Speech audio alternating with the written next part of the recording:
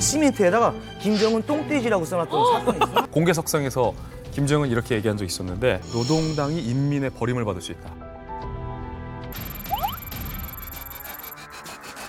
그 김정은 초반에 올라왔을 때 사실 제일 반대되는 그 마음을 드러냈던 세대가 사실 김책공대, 김일성 종합대,理科대 이런 대학생들이었어요. 나라에서 먹여 살려준다는데 먹여 살려주질 않네? 그래서 내가 먹고 살았단 말이죠. 그러니까 충성할 일이 없는 거죠. 맞아요. 유학파니까 기대가 있었어요. 우와. 이거 그냥 지산이라 해도 믿겠는데?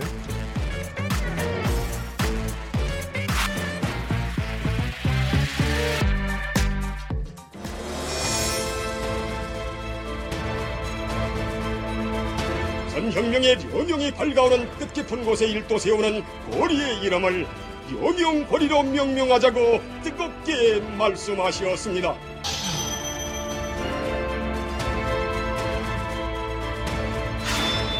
야, 할아버지랑 똑같이 보네. 여명거리. 유령도시라고 그러는데.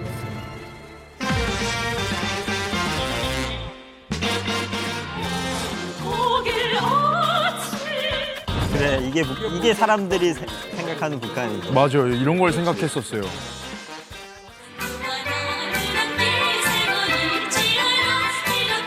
와, 이거 진짜 파격이네.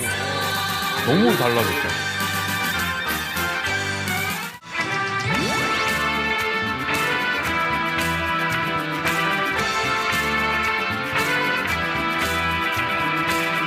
미국 음악. 이게 춤추면서 연주하는 게 되게 파격이었어요.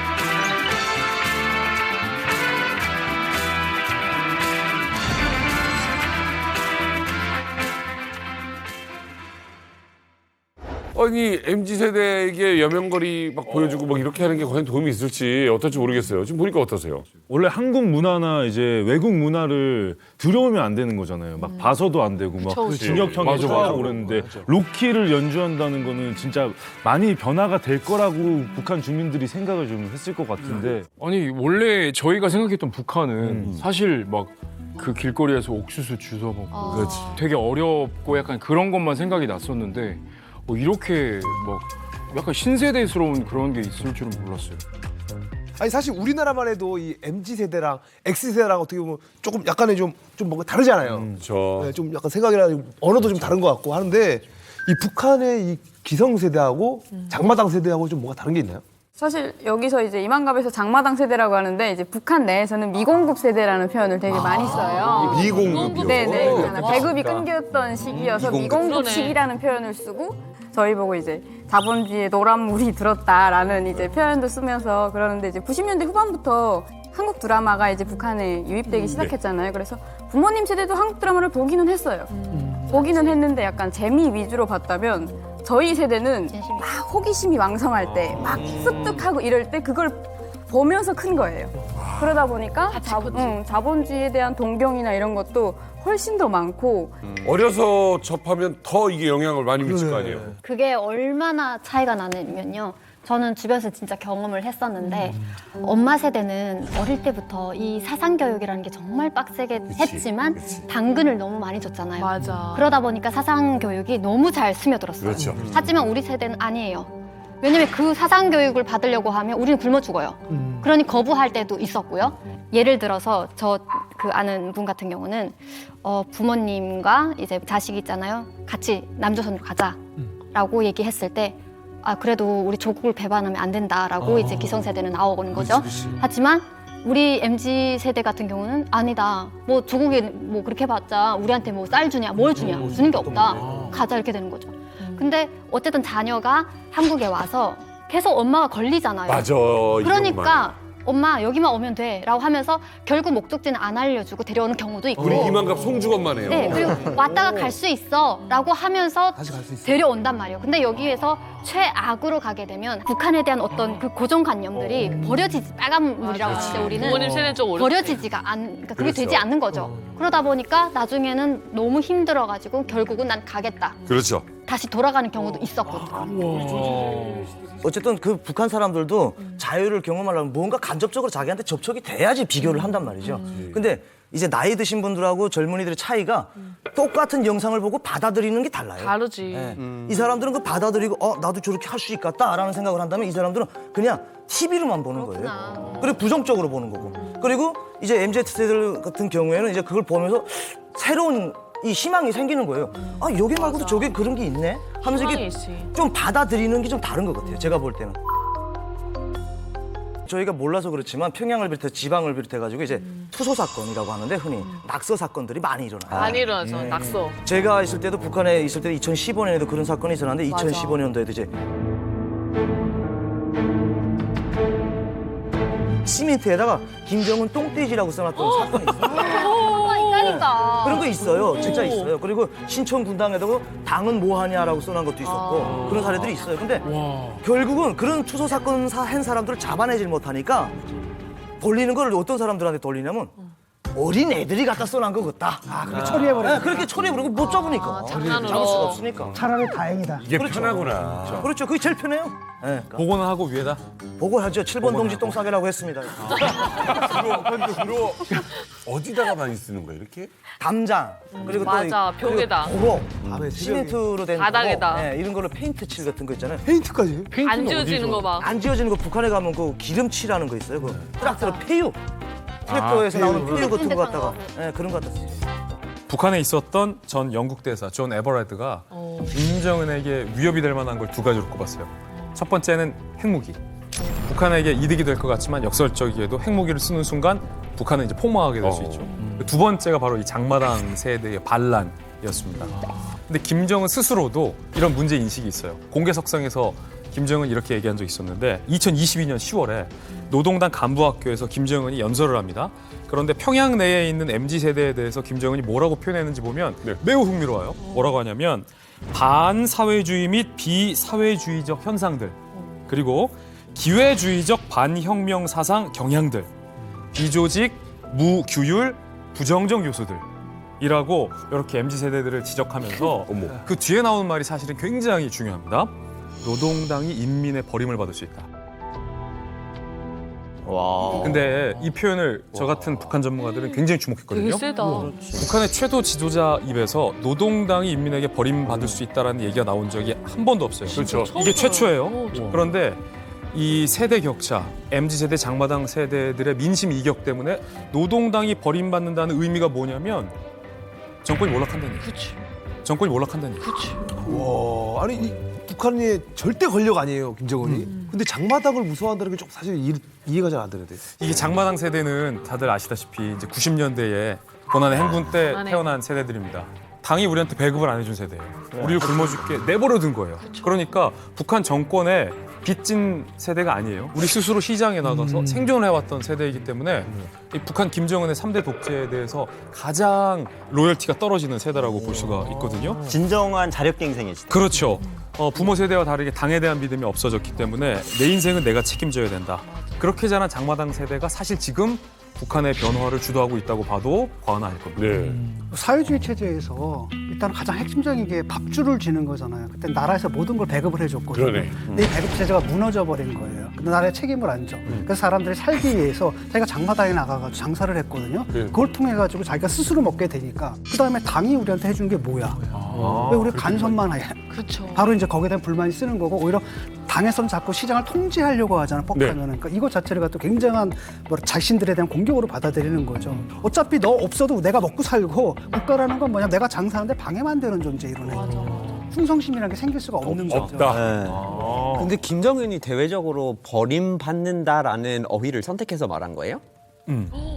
그게 굉장히 충격적이지 않아요? 왜냐면 그게 완전 충격적이에요. 그냥 뭐 그 세대한테 인기 없다, 걔네들이 관심을 안 가져준다 이런 얘기는 뭐 충분히 할 수 있을 텐데, 근데 버림받는다는 표현 자체가 이게 그 세대가 우리를 떠난다라는 게 아니라 그들이 우리를 버린다. 우리가 그 버림을 그러네. 받는 입장이라, 이게 갑을 관계를 확 바꾼 거잖아요. 맞아요. 그러니까 그 사실은 표현이 되게 충격적일 수밖에 없어요. 타일러 씨가 포인트를 잘 잡은 완전 게 포인트. 굉장히 민주주의적인 표현을 쓴 거예요. 그러니까요. 역설적으로. 그게 그러니까 그런 말 안 했을 것 같은 느낌. 왜냐하면 보통의 이제 미국이나 우리나라 같이 민주주의가 꽃피운 나라는 국민들에 의해 선택을 받는다. 맞아. 반대말은 버림을 받는다.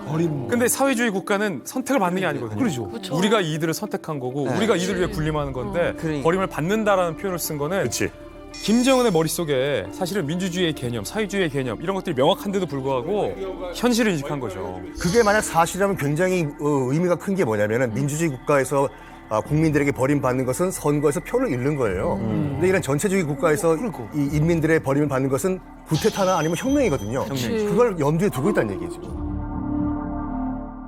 실 예가 있습니다. 또 김정은이 2021년 4월에 제6차 노동당 세포 비서대회. 그러니까 노동당의 여러 가지 조직 중에 굉장히 점조직 같은 걸 세포라고 하는데 그 노동당의 지방 간부들을 김정은이 직접 교육했던 예가 있었는데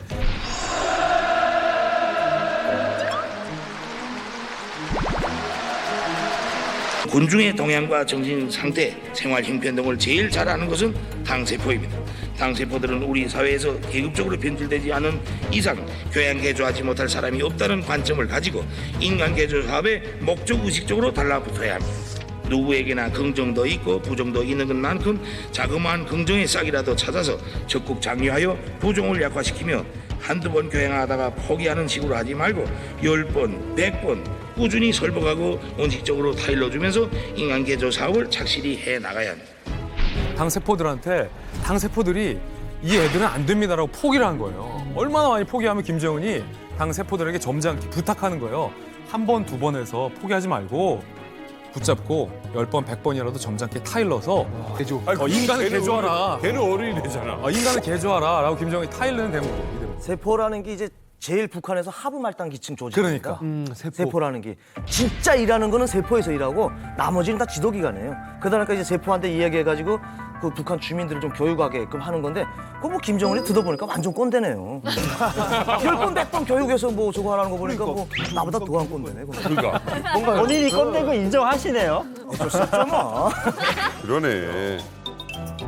인간 개조의 일환인지 어떻게 보니 김정은이 장마당 세대한테 그 결혼, 연애까지도 간섭한다고 그러던데.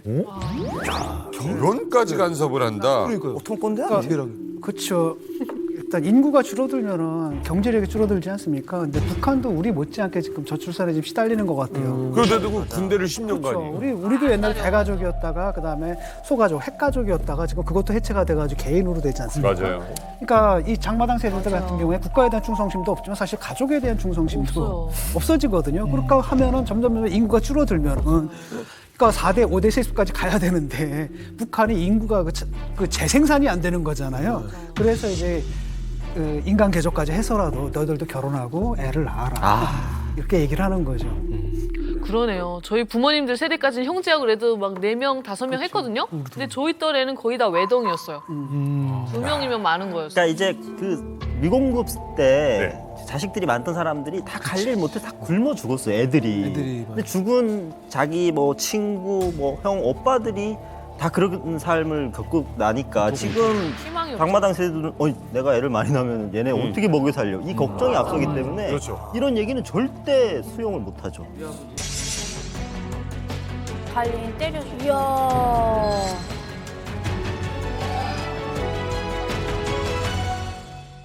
공장들마다 다 기숙사가 되어 있어요. 그래서 일체 바깥으로 나오지는 못하는 시스템이고요. 감시가 2중, 3중으로 매우 심각하게 되어 있기 때문에 노동자들의 삶이라는 것은 감옥만 아니다 뿐이지 거의 감옥 생활이나 다름없는 그곳에서 거의 16에서 18시간을 근무하고 거의 노동 착취인 거죠.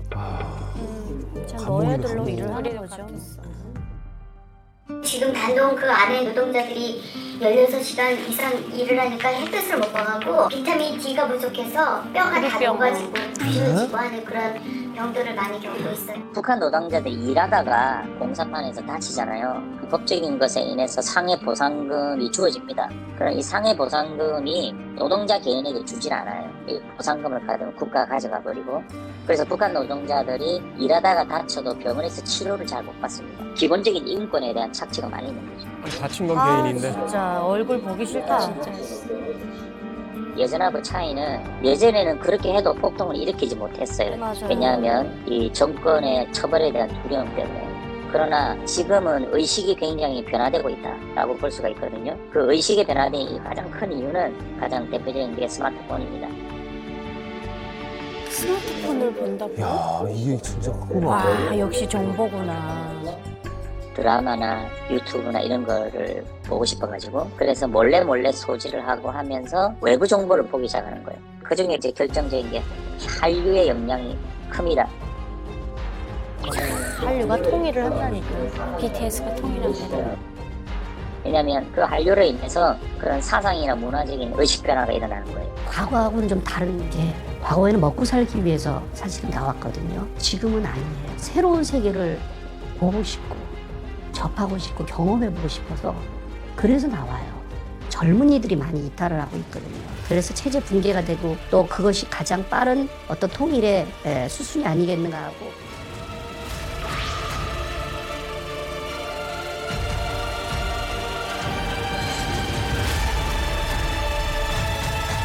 네. 아니 제가 이제 저도 해외에서 한 4년 반 근무를 하면서 한 사람이 이제 사고 치는 걸 많이 봤는데 이렇게 아예 집단적으로 항거를 하거나 폭동을 일으킨다는 건 생각도 못 했거든요. 근데 이건 지금 집단적으로 행동했다는 건 뭔가 이게 마지막을 가고 있는 게 아닌가 싶거든요. 와, 이거 심각한데요? 심각한 문제입니다. 이 지린성에서 발생한 폭동으로 지배인이 다치고 책임자가 사망한 사건. 북한 노동자들이 폭력적인 폭력 행위를 통해서 뒤엎은 거죠. 사실상 전복시킨 거예요. 네. 타 지역에 있는 북한 근로자들에게 이게 전파되고 있어요. 그래서 야, 지난 1월에 들고 일어난 거 들었어? 야, 우리라고 왜? 그래서 3월에서 무슨 일이 단둥에서 일어나냐면 노동자들이 출근 안 하는 파업을 해요. 그러자 북한이 한 번도 보인 적이 없었던 일종의 노사 협상을 합니다. 일종의 노사 협상을 합니다. 그래서 야. 단둥성에 있는 북한 근로자들이 왜 임금을 안 주냐? 코로나가 지나면 밀린 임금 주기로 하지 않았느냐라는 걸 요구하게 되고 북한 정권이 십시일반 걷어서 근로자들에게 일정 정도 비용을 지급해요. 야. 이른바 그렇긴 한판 최초 노사 협상이 지난 3월 단둥 집단 파업 사태에 나타났다는 거예요. 단체 협약이 됐다는 거죠. 그렇죠. 그런데 공통점은 콩고, 지린성, 단둥 나가 있는 북한 근로자들의 나이가 MZ세대. 그러네. MZ세대. 그러네. 젊은 층. 잘했다. 예전에는 개인이 탈출하는 것으로 해결했지만 이제는 안 참는다는 거죠.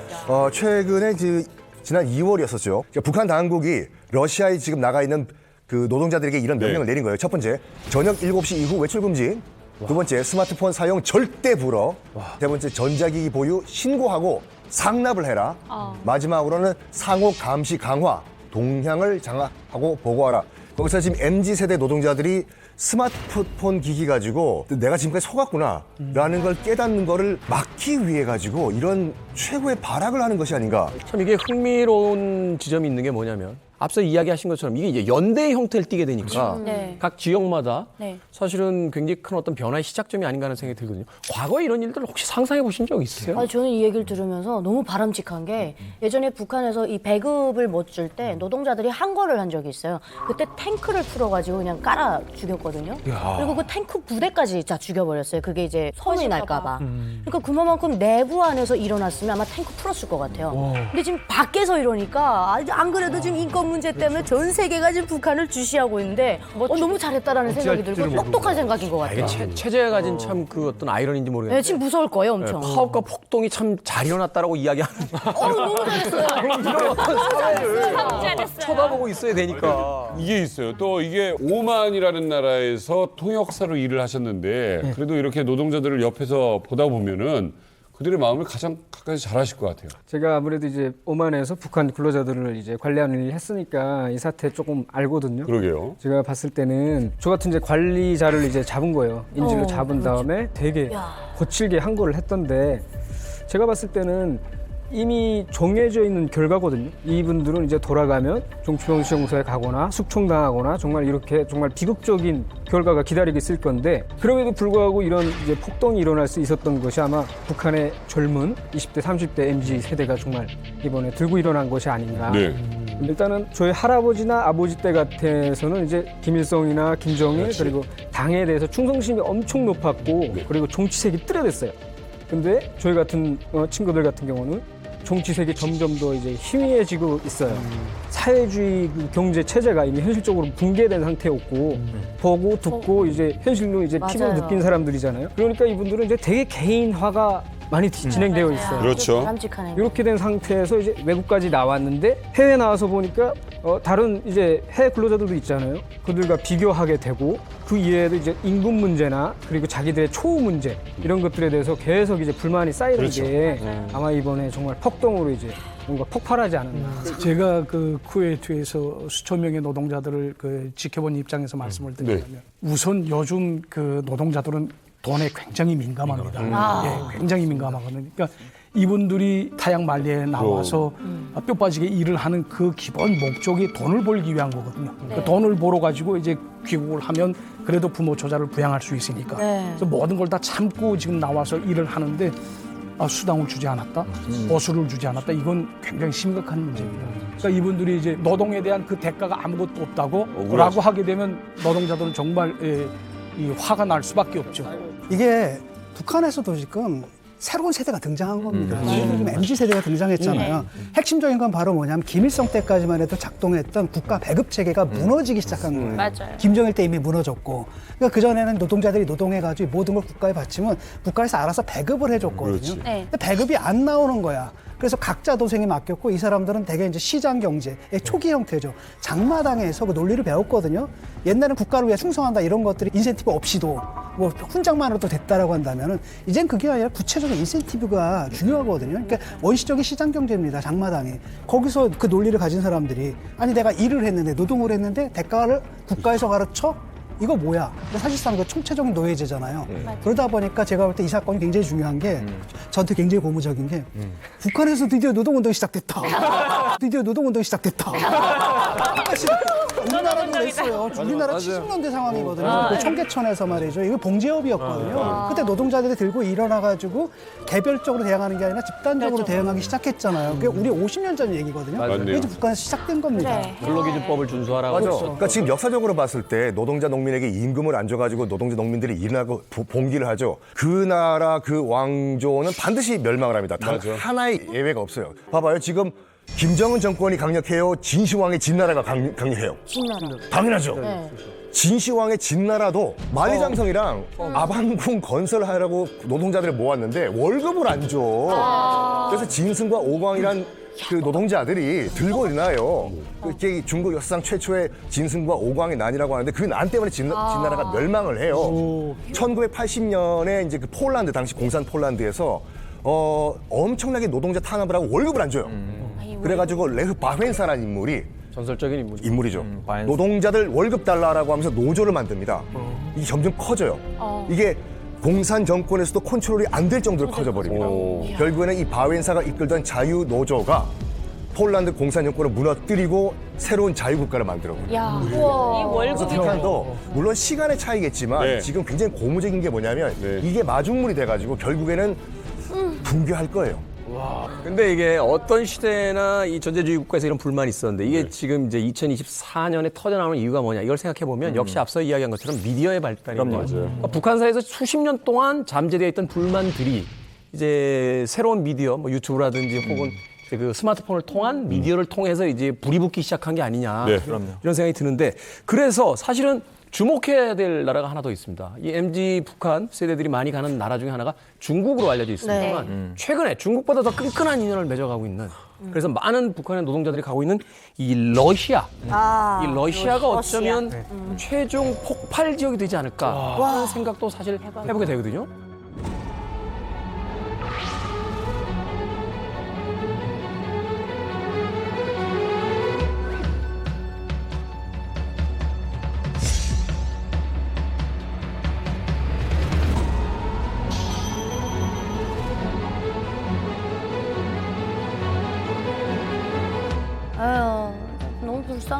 보람이 있으면 저 힘듦을 견딜 수 있겠지. 맞아요. 돈이라도 제대로 주면.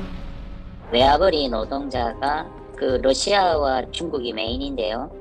코로나 전에는 러시아는 한 3만 명, 그 다음에 이제 중국은 한 7만 명 정도. 코로나 직전까지는 그랬습니다. 그러다가 유엔 안보리에서 국제 제재 결정을 내리죠. 2019년 12월까지 해외에 있는 북한 노동자를 저는 북한으로 송환시켜라. 그래서 러시아 대사관에서 러시아에 남아있는 사람들은 한 500명 정도밖에 없다. 다 보냈다. 그렇게 이야기를 했지만 실제로는 한 10,000명 정도가 그때도 잔류를 했었고 그 이후에 이 국제 제재를 피해서 관광 비자나 학생 비자로 이렇게 가장해서 노동자를 계속 받았습니다.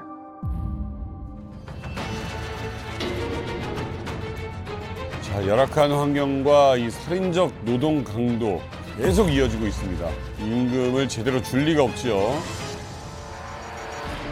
우리들의 노동에 비하면 한 절반도 안 되거든요, 이 사람들이라는 건. 근데 월급은 배로 받아가는 걸 보면서 이게 뭐냐? 아니 그럼 우리는 완전 착취만 당하고 있네. 노예가 완전 또해죠. 너해죠? 그걸 압니다. 아는데 군인이라는 그 명목 아래 내색을 못합니다. 예를 들어서 저희 친구들끼리 술 한잔 마시면 말해요. 다음날에 집어듭니다. 어머 그 중에 누가 또 있구나. 이게 북한의 이거 프로가 감시하는 그런 시스템이 아직 현재도 지금 존재하고 있거든요. 사는 게 아닙니다, 러시아에서. 앞서도 이야기하실 때 일은 우리보다 절반밖에 안 했는데 돈은 더 받아가더라. 네. 그러니까 북한 노동자여서 금액을 덜 받는다는 이야기가 되잖아요. 이게 무슨 이야기인지 하고 구체적으로 어느 정도를 받았을 때 어느 정도를 내 몫으로 남길 수 있는 건지. 한 달에 저희가 계획분이 30층짜리 아파트로 건물을 지을 때는 3,000불입니다. 예, 한 350만 원. 예. 그러니까 우리가 6개월 동안 무조건 끝내야 되겠다. 그렇게 끝냈는데 50불밖에 안 줍니다. 어머 무슨 강도야. 월에 50불 그냥 50. 네네네. 왜냐하면 거기 아니 왜 50불밖에 주지 않냐? 너희들 밥 먹지 않았니? 어머. 와, 밥값을 빼는 거야? 아니 식비하고 뭐 청년정병비 그리고 뭐 충성의 자금 그게 나오거든요 매달. 근데 더욱이 억울한 게 뭐냐면요. 그부터 현찰을 집지 못한다는 겁니다. 그러니까 그래도 줘야지. 한 300불은 줘야 될 거 아니에요? 안 줘요. 자 예를 들어서 이정혁이 너는 한 달에 이만큼 벌었으니까 사인을 해요. 사인이요? 네, 회사에서. 회사를 나와가지고 명단을 쫙 주고 사인을 합니다. 이거를 들어갈 때 너희들에게 주겠다. 맛이 이제 50불씩 남잖아요. 들어갈 때 또 제합니다, 여기서. 뭘 줘요? 뭘 또 제할 게 뭐 또 있어? 그동안에 뭐 아프지도 않았네. 뭐 이러한 아팠고 당신네 뭐 고집이도 나가고 또 여기서 또 제합니다. 달강도네. 완전 뭐. 야, 이건 불법 상용용 업자들의 얘기보다 더 나쁘잖아, 이거는. 계약이 개인과 뭐 러시아 정부와의 계약이 아니라 북한 정부와의 계약이란 말이죠. 결국은 뭐냐면 노동자들은 일을 하는데 그걸 돈을 다 받는 게 아니라 대부분을 상납을 해야 됩니다. 그러니까 북한 정부가 다 먹는 거고 대충 보니까 노동자들이 받아가는 것은 한 10%밖에 안 된다라는 거예요. 네. 아니요. 10%도 안 됩니다. 네, 그다음에 이제 그나마도 바로 주는 게 아니라 전표에다 적어놓는 거죠. 다 쌓아놓고. 그러니까 이렇게 적어놨는데 그렇잖아요. 이거는 현찰이 아니잖아요. 그렇죠. 언제 받을지 모르는 거고. 결국 이제 귀국할 때 몰아서 주겠다라고 하는데 또 그나마도 다 주는 게 아니라 거기서 또 뺀다는 거 아니겠습니까? 예를 들어서 식비 빼고 뭐 교통비 빼고 숙박비 빼고 그럼 손해 쥐는 건 사실 10%도 안 되는 굉장히 적은 액수만 손해 쥐게 되는 거죠. 백두혈통에 지금 3대 세습이 진행 중이잖아요. 그런데 서현경 씨처럼 북중 접경 지역에 있는 사람들이 백두혈통 세습에 대해서 가장 부정적으로 생각할까요? 일반 시골에 있는 사람들이 백두혈통 세습에 대해서 부정적으로 생각할까요? 아니면 평양에 있는 사람들이 가장 백두혈통 세습에 대해서 부정적으로 생각할까요? 나는 가늠하자면 그거 아니야? 드라마 많이 본 곳이 불만이 더 많을 것 같은데. 접경지역? 드라마는 접경지역이 드라마를 많이. 자, 조사 결과를 말씀드릴게요. 놀랍게도 접경지역도 백두혈통 세습에 대해서 문제인식이 굉장히 높아요. 44.6%가 부정적으로 봤어요. 근데 의외로 접경지역보다 평양에 살았던 사람들이 백두혈통 세습에 대해서 가장 높게 부정적으로 봤습니다. 시골에 사시는 분들이 가장 부정적으로 생각한다는 비율이 가장 낮았어요. 아니 이거는 평양이라고 한다면 뭐 예를 들어서 학력도 더 높을 수도 있고. 그렇죠. 많이 배우니까. 그러니까 좀 더 많이 알고 좀 더 많이 경험한 세대 또 많이 정보를 가지고 있는 세대가 오히려 부정적인 생각들이 더 높았다. 네, 우선 말씀하신 대로 평양에 거주하고 있는 그런 북한 주민들이 외부 정보에 대해서 가장 민감하고 많이 알고 있다고 이렇게 생각이 됩니다. 그러니까 거기는 아무래도 외교관들도 있고 네. 또 해외 일꾼들도 또 해외에 있다가 많은 정보를 가지고 들어오고 있기 때문에 네. 평양에 살고 있는 주민들이 해외 상황에 대해서 가장 많이 알고 있고 또 체제와 문제점들을 비교하고 있는 것으로 그렇게 우리가 알 수 있겠습니다. 그런 것들이 이제 북한 정권에 대한 체제에 대한 부정적인 인식에 커다란 영향을 미친 것으로 이렇게 보입니다. 그 김정은 초반에 올라왔을 때 사실 제일 반대되는 그 마음을 드러냈던 세대가 사실 김책공대, 김일성 종합대,理科대 이런 대학생들이었어요. 그래서 평양에서 부정적인 퍼센트가 많이 나올 수밖에 없는 게 그때 김책공대 학생들은 막 집단적으로 쟤 군대 갔다 왔냐, 쟤 누구냐, 막 이런 반항이 막 나왔어요. 그래서 어쩔 수 없이 급하게 김정은을 퍼부대 내려보냈어요. 3개월밖에 안 했는데 북한이 2년 했다고 후라이를 치죠. 그러니까 너무 급하게 지도자 자리를 올려놓다 보니까 평양에서 그렇게 부정적인 퍼센트가 나올 수밖에 없었습니다. 오히려 지방은 그때 김정은에 대한 기대감이 더 높게 나왔어요. 이런 것들이 아이러니한 거죠. 여기서 근데 그 우리 이만갑의 비공식 북한 전문가인 김종민 씨한테 한번 그러니까 지금 그 북한 주민의 과반수 이상이 이제 김정은에 대한 이제 부정적인 평가를 했다고 했잖아요. 예. 어느 부류 세대가 그러면 가장 부정적인 의견을 냈을까요? 아, 일단 뭐 여러 세대가 있잖아요. 있죠. 어른 세대가 있고 어린 세대가 있고. 나이대를 얘기해봐, 나이대. 주류가 한 30대? 30대! 30대 분들이 조금 무너지지 않았을까요? 중간에. 보다 좀 더 아래로 낮추시죠. 오, 20대?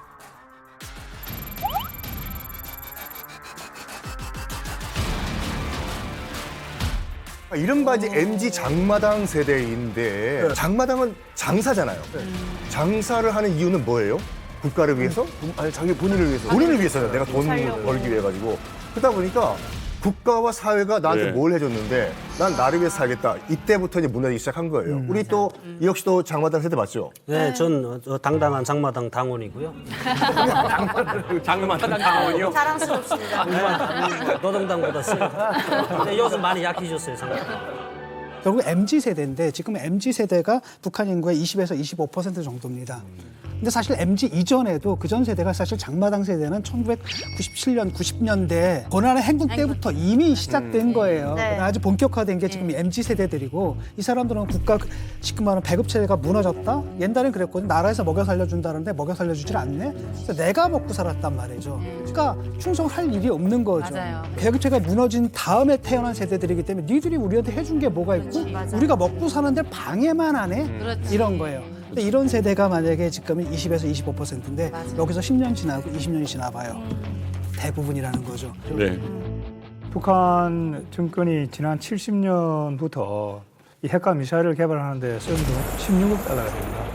이 16억 달러라고 하는 것을 수치로 환산을 하면은 북한 주민들이 4년간 먹고 살 수 있는 식량을 살 수 있는 그런 돈이죠. 세상에.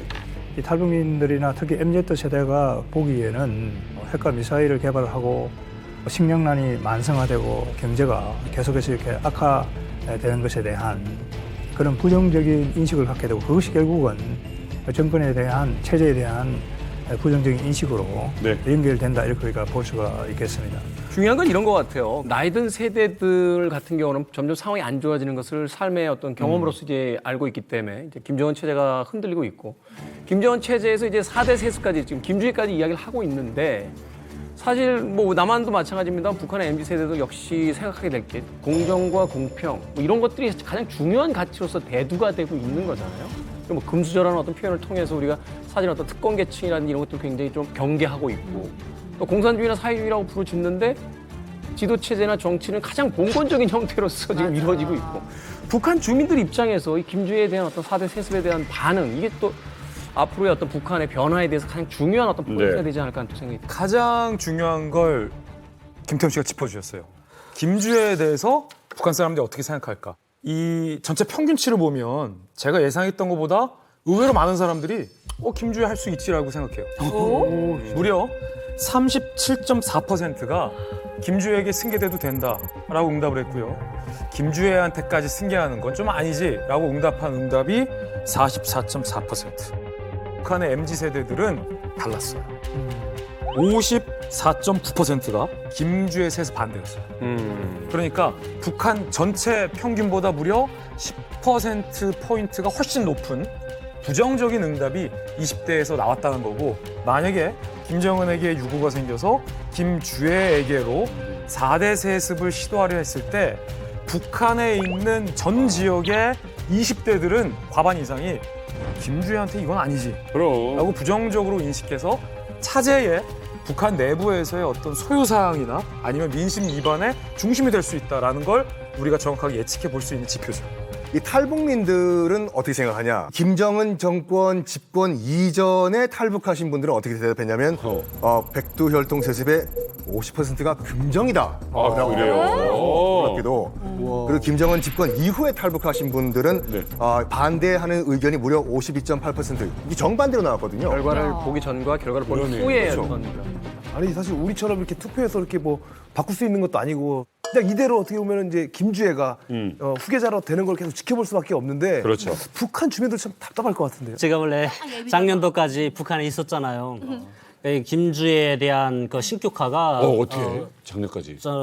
처음에 딱 부상할 때 제가 좀 느꼈던 소감이거든요. 그래서 처음에는 TV를 끄요 우선 보기 싫으니까.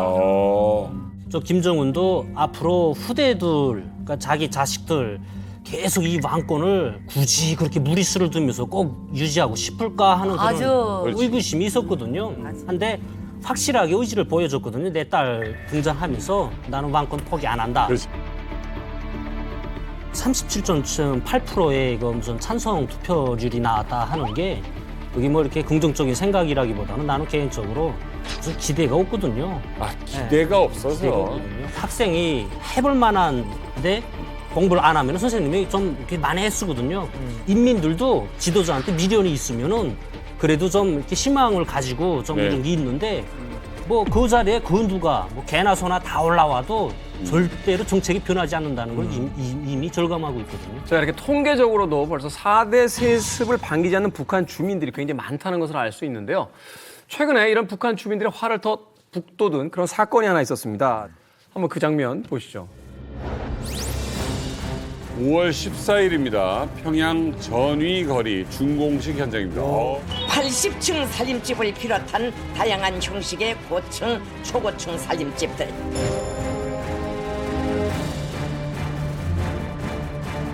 아버지 원수님께서 사랑하는 자제분과 함께 준공식장에 도착하시자 폭풍 같은 만세 함성이 터져 올랐습니다.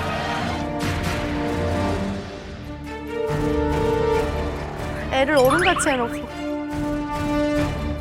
어머. 하이힐까지.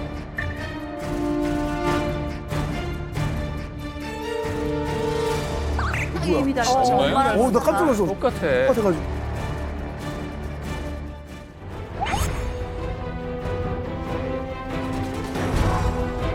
한국식 시술은 절대 안 입지 돼요. 못하게 하는데.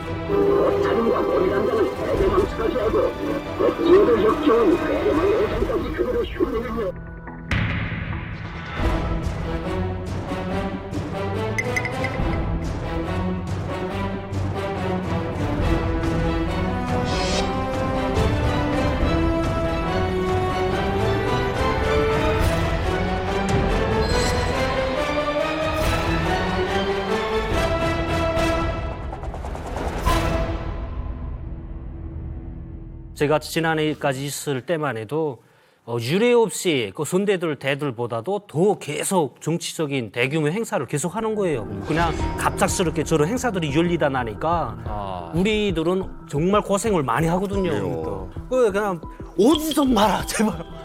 필요 없어. 입당 필요 없어. 오지 마라. 이렇게 돌격대들 이렇게 이사같이 전위거리 이런 거 행사할 때에는 그거 절도 북한은 항상 이 절도 조직규모 뭐 이런 거를 세계에 과시해야지 뭐 마치 이렇게 단합된 것처럼 보인다 이런 느낌이 있거든요. 전위거리 준공식은 북한 정권이 청년들이라든지 심지어 또 대학생, 군인들을 동원해가지고 지은 그러한 건물로 이렇게 알고 있습니다. 이건 단기간 내에 지어진 것이고 북한 정권이 주민들에게 보여주기식의 건설 사업의 일환으로 보입니다.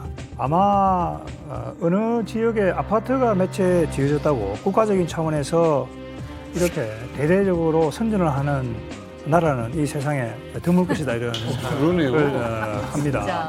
그래서 우리가 이러한 북한 정권의 아파트 건설을 과시하는 이런 선전을 보면서 북한 주민들의 생활의 어떤 어려움 이런 것들을 놓쳐서는 안 되겠다 이런 생각을 하게 됩니다. 청년 세대들이 자발적으로 건설에 지원을 해서 1년 만에 전이거리를 준공했다. 그 자리에 미래 세대를 상징할 수 있는 주애를 대동하면서 시스루에 등장시킨 거죠.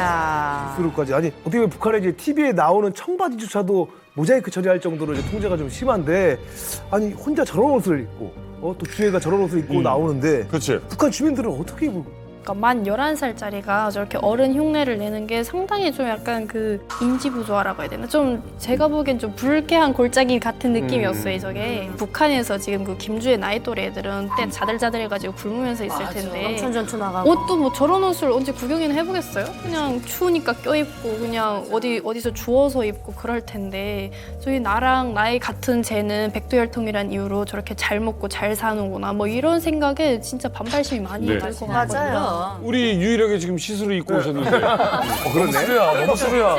아 진짜. 저희가 북한에 있을 때 시스루 같은 옷이 국경으로 넘어왔어요. 이제 우리 현경 씨 아버님처럼 밀수하시는 분들이 많이 혁명적으로 가져다 주셨는데 문제는 이걸 입고 나갔던 적이 한 번 있었어요. 우리 친구 중에. 그래서 선생님이 와가지고 가위로 다 잘랐거든요. 아니 치마가 좀 긴 치마였는데 어느 정도까지는 까맣고 그 밑에가 시스루였는데 이걸 이제 가위로 막 해가지고 그걸 들고 나와가지고 얘를 단두대 무대에다 세워놓고 혁명적인 비판을 세우는 거예요. 그러면서 이게 어떻게 사회주의 양식에 맞는 옷인가? 동무는 도대체 어디에서 이런 영감을 받아서 이딴 옷을 입고 나왔나? 이건 분명히 봐도 불순록하면서 나왔다. 이렇게 하면서 막 대대적으로 비판했어요. 그러면 저 지도자 딸이 저렇게 입고 나오면 그때 잘렸던 애는 지금 거기 살고 있는데 이거 뭐야? 안에 속이 비친다는 자체는 진짜 사회주의 생활 양식에 맞지 않는다고 뺏기는 거 둘째치고 가위로 자르고 치마도 무릎팍 밑에서 10cm 정도 내려와야 돼요. 머리도 주애가 얼마나 길어요. 북한에는 아이들 규정 머리가 있어요. 음악 하는 애들은 조금 머리를 멜 수 있는데 이렇게 풀러서 무슨 막 이게 마귀처럼 그렇게 못한단 말이에요. 지금 주애가 했네. 예, 그 주애가 그렇게 했고 만약에 주애가 내가 평상시에 저런 머리 했다면 벌써 뒤에 와서 가위로 잘라버렸어요. 예. 근데 아이를 어른 흉내 내가지고 속이 살살살살 비치는 거 데리고 나온 거 뭐 하는 짓이요? 저거는 정말 김정은과 그 김주애의 저는 자충수라고 봐요. 왜냐면 북한의 지금 젊은 세대들이 어떤 자꾸 자본주의적 사고를 갖고 이탈한다는 걸 겁내하면서 본인들이 영감을 부여하고 있잖아요. 그러니까 자기가 불러일으켜 주잖아요. 하라는 거야. 그래서 잊지도 말래. 저 지도 체제 자체가 일관성을 부여하지 못하면서 굉장한 큰 혼란에 빠지게 되지 않을까 하는 생각을 해보겠습니다. 자, 어쨌든 뭐 방금 영상을 보니까 뭐 주민들이 환호하고 너무너무 기뻐하고 있습니다. 뭐 의식이 좀 변했다라고 생각하는 건 좀 속단 아닌가 싶기도 한데. 제 생각에는 저거는 다 연기라고 생각해요. 연기라? 완전 연기. 저게 짜인 각본이 항상 있거든요. 장군님 오실 때쯤에 촬영할 때 이렇게 이왕이면은 좀 눈물 좀 흘려볼 만한 사람들로 앞줄에 이렇게 세워놓고 감정이 풍부한 사람들. 감정 기복 세레더라. 패대한 김정은이한테 감동을 줘야 우리한테 평가가 들어온다. 이런 느낌이거든요. 연기자네. 그래서 좀 열성이 있어 보이는 그런 친구들을 앞세워놓고 하는데 이 친구들이 진짜 눈물을 흘리는 거예요. 그래서 내가 그 눈물 흘린 친구한테 드라마를 보는 것 같다. 야, 어떻게 눈물이 다 그렇게 나오더냐. 그래서 내가 칭찬하는 척으로 얘기하면 너무 서러워서 울었다는 거예요. 서러워서. 빨리 오던가, 빨리 뭐 어떻게 하던가. 새벽 3시부터 그 열 맞추고 준비하고 화장실 가려고 하니까 어디다가 화장실 가야 되는지 일이 안 돼 있어서. 그래서 그때 장군 어디에 계십니까? 그리운 장군님한테 노래 부르는데 우리가 이렇게 고생하느니 그냥 제발인데 옥수수라도 좀 주고 그냥 평양에서 그냥 앉아서 다 어차피 이렇게 앉아서 그냥 다 이렇게 해먹는 거 오지 마라 이게 느낌이거든요 우리는. 저는 부대 현지지도 2번이나 받았잖아요. 김정일 때. 잘하지. 어떤 표정이야 사랑받아? 이렇게 해야 돼요. 이거 해야 돼? 맞아요. 무조건 해야 된다니까. 이렇게 해야 돼. 장군님 갈 때는 그 온도까지 뛰어 올라가야 돼. 빨리. 자체 뿌리고 나 먼저 가서 장군님! 하면서 바퀴짜리라도 끌어. 장군님! 바퀴짜리? 끌어! 그래야 그게 막 거기 보이지도 앞에 있어 막 기자 장군님 이 험한 곳에 오셨으니까 연극이에요? 이렇게 해야 되는 거예요. 그래야 이 땅에 박기장 대박이다. 이야. 막 이러면서 우는 거죠. 아니 근데 현경 씨 같은 경우는 이런 거 보면 어때요? 어떤 생각이 들어요? 근데 저 다 겪었던 일이라서 진짜? 북한에 있을 당시에는 나도 장군님 한 번만 약간 우리 학교 와줬으면 그렇지, 좋겠다 그만. 이런 생각이 있었거든요. 어릴 때. 약간 어떤 사람일까 좀 하도 신격화를 당한 그런 세뇌 교육을 시키니까 너무 그때 당시에 저한테 있어서 너무 약간 유일무이한 그런 존재였던 거죠. 그렇죠. 그런데 전위 거리에서 막 지금 윤아 씨나 아니면 형님이 하셨던 것처럼 막 열광을 했잖아요. 그런데 저 사람들이 실제로는 장군님 속으로는 김정은이 무슨 또 집권을 해. 장군님 김주혜 같은 소리 하고 앉아있네. 싫다는 거지. 나는 마음이에요. 이중적인 생각을 하고 있다는 게 이 인식조사 결과 나온 그러네. 거잖아요. 맞네. 아무래도 먹고 사는 문제, 의식주 문제가 이 MZ 세대들이 김정은을 향한 충성심을 바닥으로 만드는 요인이 아닐까. 이거 식량 배급 문제 이거 심각한 거 아니에요? 그 보고서 안에 내용을 보게 되면은 그 식량 배급을 받아본 적 있는 주민의 수가 해를 거듭할수록 줄어드는 걸 볼 수가 있거든요. 2000년대 이전에 식량 배급을 받은 경험이 없다라고 답한 탈북민이 62.2%였습니다. 배급을 못 받죠. 전인데. 그런데 최근에 김정은 집권 이후에는 그게 이제 72.2%가 됐거든요. 그러니까 10% 정도가 더 늘어났다라는 거고, 쉽게 말하면 북한에서 배급 시스템이 작동이 점점 어려워지고 있다는 걸 볼 수가 있는 거고, 이건 유의미한 데이터인 게 다른 한편으로는 그래도 먹고 살아야 되잖아요. 그 북한 체제 내 자본주의적 섹터가 커지고 있다는 거예요. 네네. 문제는 뭐냐, 여기가 커지잖아요. 이만큼 이제 충성심을 줄어든다는 거예요. 그렇죠. 이게 지금 배급이 없다라는 거 이거 김정은도 알고 있어야 되는 거잖아요. 그렇습니다. 북한 정권도 그 사실을 인정을 하고 있습니다. 2023년 말에 열린 조선노동당 중앙위원회 전원회의에서 김정은 자신이 직접 식량난이 심각하다는 걸 그 인정을 했습니다. 네. 그리고 올해 초에 열린 조선노동당 정치국 학대 회의에서는 지방에는 생필품조차 공급되지 않는다라고 김정은 자신의 입으로 그것을 인정을 했습니다. 더욱이 급박한 문제로 나선 것은 지난해 농사를 잘 짓지 못해서 산생된 식량난을 해결하는 것이었습니다. 지방인민들에게 기초식품과 식료품, 소비품을 비롯한 초보적인 생활 필수품조차 원만히 제공하지 못하고 있는 것은 오늘날 우리 당과 정부에 있어서 도저히 외면할 수 없는 심각한 정치적 문제로 제기되고 있습니다. 그러니까 결국은 이 배급제가 완전히 붕괴되어 있기 때문에 북한 주민들은 각자 도생으로 갈 수밖에 없다. 결국은 장마당이 활성화될 수밖에 없고, 그렇죠. 아까 어떤 분이 말씀하셨던 것처럼 북한 주민들 사이에는 조선노동당보다도 더 센 당이 있다. 그 당이 이제 장마당이라는 얘기죠. 그러니까 앞으로 북한 내부의 시장화가 계속되고 확대되면 될수록 이러한 긴장감은 더욱더 높아질 수밖에 없을 것이다. 이런 생각을 하게 됩니다. 아니 이혁 씨, 현경 씨, 진짜 배급이 거의 없는 상황인가요? 가장 최근에 또 북한에 계셨으니까. 배급은 오히려 반갑지 않았거든요. 죽었다고 해도. 그러니까 실내로 배급 받는 단위가 특정한 단위들이 있는데 그 중앙지품을 올려가거나 38호 산하 단위들은 배급을 받거든요. 근데 그 배급 받는 친구들 보면은 불쌍하거든요. 배급 값을 하라는 뜻으로 나오는 거예요. 하고 여기가 다 노동자들 이렇게 쭉 있다 하면은 이 중에서 한두 명은 못 하는 거예요. 근데 그분들은 보면은 당신은 언제 출근하고 출근 안 했고 그다음에 언제 사회과제 뭐 파출 얼마, 학교가족 얼마, 지원군설 얼마 이거 다 안 했기 때문에 동무는 못 주겠다. 이렇게 얘기하거든요. 세해 부담이 너무 많아요.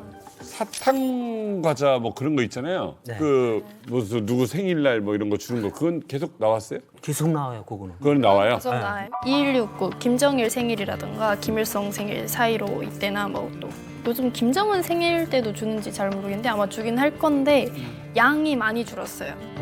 네, 우리 아이들도 실제 선물 타는 날만 기다리긴 하긴 했거든요. 애기들은. 배급은 끊겨도 그거는 줘야 네, 돼요. 애들이 좋아하니까. 근데 아이러니한 거는 그 선물 주기 전에 그 각 인민반 지역별로 들어가는 비용을 뭐 깨로 300g, 사갈로 매달 이렇게 그걸 곧거든요. 다니면서. 먼저 성금 떼어가고 그다음에 이제 후불로 주는 거군요. 이 역시 말이 증명이 되는 게 김정일 생일이 2월 16일이었잖아요. 제가 3월에 연평도에 가서 주웠을 때 깨사탕 봉지를 주웠어요. 근데 그 깨사탕은 배급이 된 사탕이라고 봐야 되는 게 그 전에 저희가 쓰레기 네. 봤을 때 대부분 다 정보가 있잖아요. 그렇죠. 생산지도 있고 뭐 공장명도 있고 또 뭐 원료도 들어가고. 그렇죠. 근데 그 봉지는 아무것도 없어요. 그냥 깨사탕, 비매품. 네, 그게 3월 달에 집중적으로 제가 많이 주웠거든요. 2월 16일 나온 걸로 봐야 되는 거죠. 그렇죠. 얘기를 들으니까 이제 북한의 경제 상황이 얼마나 어려운지 숫자라든지 또 탈북민들의 어떤 경험적인 부분들을 통해서 좀 알 수가 있는데 그래도 아직 상상이 잘 안 간다는 분들이 분명히 계실 것 같아요. 그래서 최근에 촬영된 북한의 내부 실상 영상을 좀 만나보고 보겠습니다.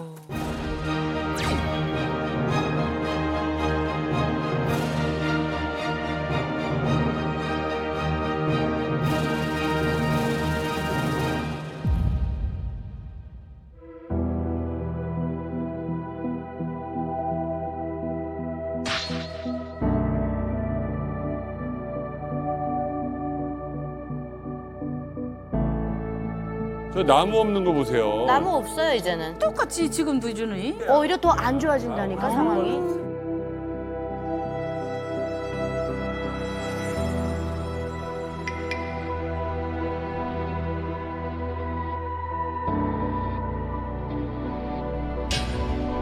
지금 내가 올 때 이렇게 살았거든. 18년 전에. 이것도 좀 난 거예요. 우리나라 한 60년대 뭐. 저 보세요. 주택가도 도로 정비가 안 돼 있으니까 엉망골목이라고.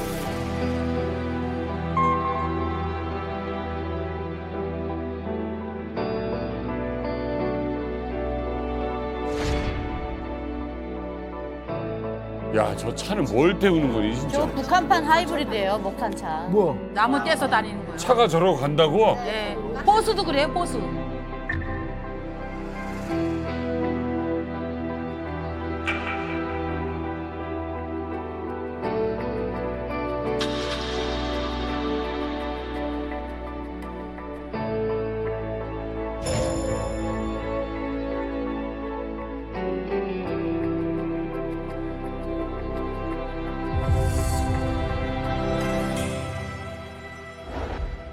근데 저 지방의 대부분 모습이 저래요. 그래도 오히려 지금 딱 보니까 더 심해져요. 오히려 후진합니다.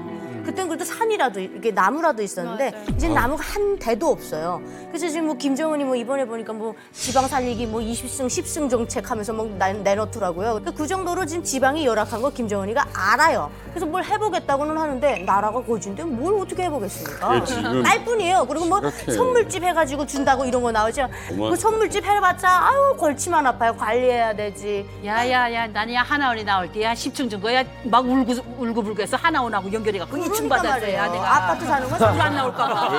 불안 나올까 좀 걷는데? 나한테 얘기를 해요. 10층에 올라가면 전부 뷰도 조용하고 좋고. 이런 거 얘기를 해주는 거예요. 싫습니다. 나는 2층 주시오. 그래갖고 우리 관리사무소 해가지고 2층 받았잖아요. 목이 저 깨물렸겠네요. 목이 이제 지금 떠들어서 못 살겠더라고요.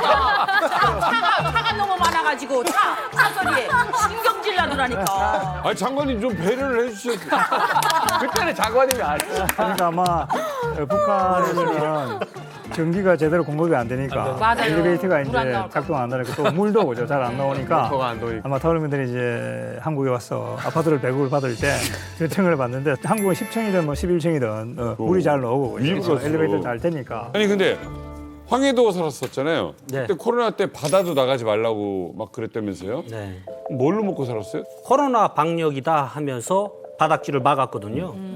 그리고 국경도 이중으로 막고. 네. 기존 어르신들 같으면은 아마 은혜로운 어머니 당을 믿고서 마지막까지 충성하다 굶어 죽었을 거예요. 근데 우리는 뭐 방법을 찾자. 저희가 뭘 팔았을 것 같아요. 한번 좀 맞춰보세요. 흔히 농촌에서 할 수 있다 하면은 한국하고 똑같아요. 지렁이. 우럭. 낚시. 지렁이도 하지. 그러니까. 지금 나오시는 거 다 하고 있어요. 지금 나오시는 거 다 하고 있어요. 그러니까 저는 밑구리 했거든요. 미꾸라지. 네. 미꾸리. 네, 저는 밑구리를 했는데, 그러니까 미꾸라지는 제가 개인적으로 선택한 거는 생활력이 강하거든요. 하고 조건이 많지 않고. 네. 그래서 미꾸리를 했는데 엄청 비싼 거예요. 미꾸리가 중국으로 이렇게 수출을 나가다 나니까. 네. 그럼 뭐 집마다 다 다르거든요. 저희 옆집에는 비단개구리를 했다. 그 또 옆집에는 파리를 키웠다. 파리를 뭐 파리 날아가는 파리요? 네. 먹으려고? 그 짐승 사료가 모자라다 나니까 그 단백질 그 원천으로. 여기. 네, 맞아요. 대박이다. 아니 우리나라도 해요. 그래서 그걸로 기본 보는 분들이 많았어요. 농촌. 네, 최근에는 이 대규모 뭐 공연장이나 뭐 행사장 이런 데 돌아다니면서 그 버려진 여과담배 담배 꽁초를 줍는 사람들이 많다고 그걸 합니다. 뭐에다 쓰려고? 근데 이걸 뭐 환경을 가꾸기 위해서 쓰레기를 줍는 게 아니고 이걸 가지고 가서 그 새로운 여과담배로 얘가 재탄생하는 겁니다. 그러니까 이제 요게- 꽁초를 까서 그걸 꽁초를- 모아서 또 새 담배를 새로 만. 근데 이거를 지금도 한다고 해서 제가 놀라웠는데 이거 원조 사장님이 제 친구거든요.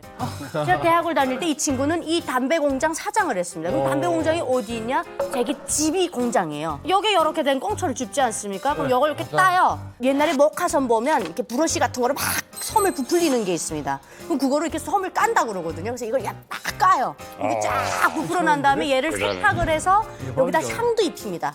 고양이 담배, 말보로 담배 그 향이 다르거든요. 그러면 담배를 이렇게 많은데 담배기가 요만해요. 그 집에 가보면 6-7명이 쫙 앉아가지고 이걸 이렇게 딱 마는 거예요. 근데 그때 당시 이 친구, 제 친구가 그 동네 잘생기고 키 큰 남자들은 다 휩쓸고 다녔어요. 그리고 아무리 음악과를 다녀도 걔가 돈을 너무 잘 버니까 남자들도 돈 잘 버는 여자 사장님을 그러네. 쫓아다니더라고요. 북한 경기에 대해서 이야기하는 줄 알았는데 그게 한이 맺힌 이야기야. 그러니까 자영업이 여러 방면으로 굉장히 발전됐다는 거죠. 아니 잠깐만요. 근데 이게 지금 주민들은 이걸로 먹고 살아야 되는 건데 이거 김정은 입장에서는 이거 폭탄 같은 거 아니에요? 그러니까 우리가 사경제라고 할 때는 개인 사자를 쓰는 것이죠. 특히 MZ세대죠. 20대, 30대는 배급도 받지를 못하고 또 정권에 의지해서 살아오지 않았기 때문에 대단히 독립적인 성향이 강하다 이렇게 봐야 될 겁니다. 그리고 또 이런 세대는 한국 드라마라든지 또 외부 정보에 많이 노출이 되었기 때문에 예를 들어 한국 드라마를 보게 되면은 한국 사회가 굉장히 자유롭구나 또 풍요롭구나 이런 것들을 알게 되기 때문에 북한 정권에 대한 불신감이 더 커질 것이다. 그렇죠. 이렇게 우리가 볼 수가 있겠습니다.